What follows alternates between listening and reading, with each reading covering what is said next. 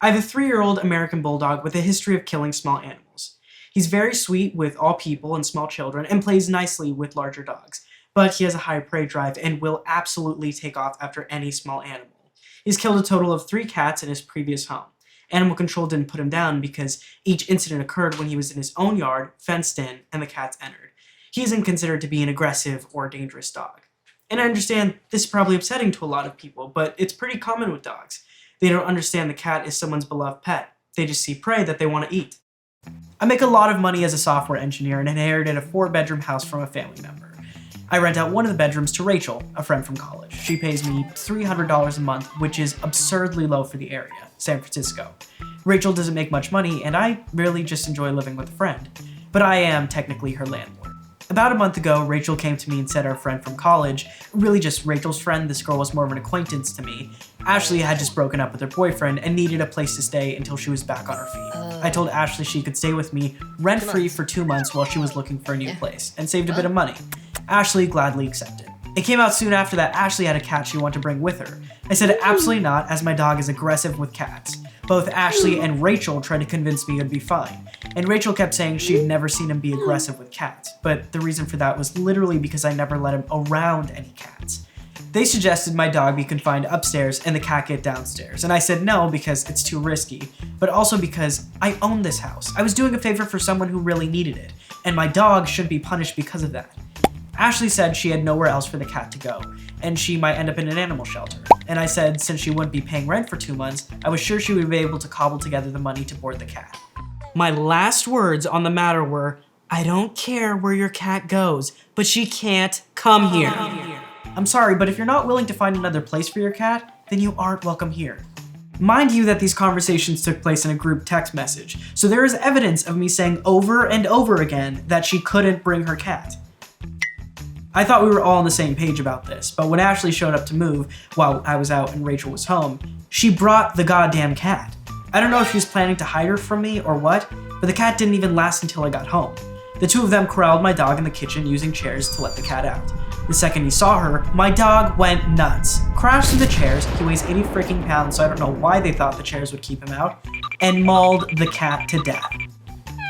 When I got home, I lost my goddamn mind. The two of them kept saying that my dog killed the cat, and I screamed that they killed the cat with their stupidity. Ashley threatened to call animal control, and I told her she should explain to them how she was instructed by the homeowner to not bring a cat, and she decided to do it anyway. There was some more screaming, and I eventually told them both to get the fuck out of my house. Ashley hadn't brought any of her stuff in yet, and I told Rachel her stuff would be on my front lawn the next day. She didn't technically have a lease with me, but I know I would have had to formally evict her if she threw a stink. Luckily, she just agreed to leave. Rachel and Ashley are splitting a 1-bedroom apartment now, and I live alone. I'm honestly done with both of them, as I can't believe they'd be so goddamn disrespectful of me. And to put both of our pets in danger like that after being told not to? The issue is that Ashley says the cat was a British Shorthair, that it cost her $1,500, and she wants me to pay her to get a new cat. I've been getting increasingly angry text messages from her, and she also told all of her friends that I have a killer dog.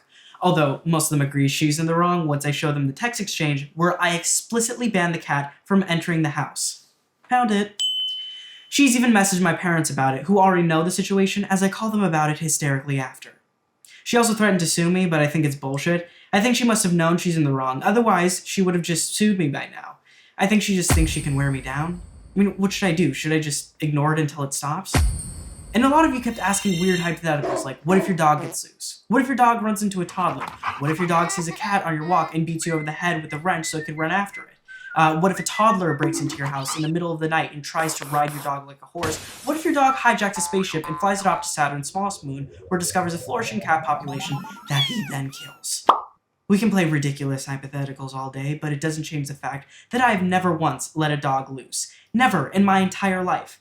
The people acting like this is an inevitability are nuts. I can't remember the last time I was anywhere near a toddler, and I don't envision them running loose on my property. And I don't even like kids, so it's not like I'll be having any of my own. My dog is fine.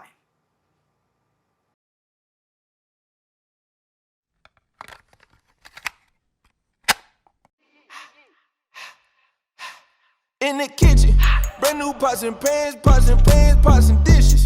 Mr. Baker, man, I'm the man on a mission. Mr. Wash his hands, put his hands on the chicken. Bitch, we in the kitchen. In the kitchen. Brand new pots and pans, pots and pans, pots and dishes. Mr. Baker, man, I'm the man on a mission.